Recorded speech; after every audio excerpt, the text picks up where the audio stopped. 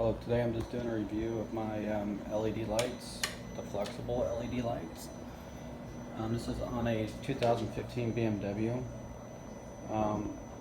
They were kind of easy to install, but there were some things that you have to know or else you'll get frustrated. So the only thing I did was just obviously I put the controller over here. So when you turn signal, it goes in the proper direction that you're turning. If you put that black box over here, it'll look kind of funky going this way.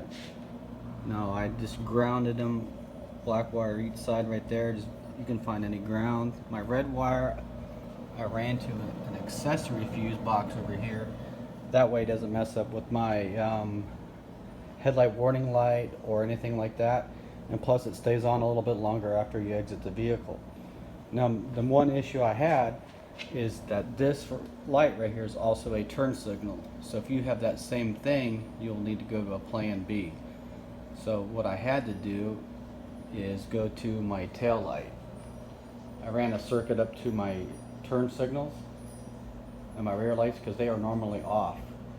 And that's what you want, because when this thing starts flashing, it gives a signal to this thing to go ahead and indicate.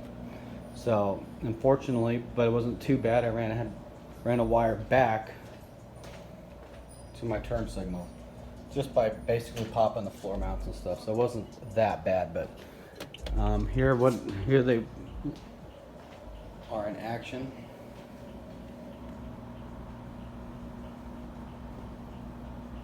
So you can see that now it just turns off, so that's why it works properly, and it works with everything else I have.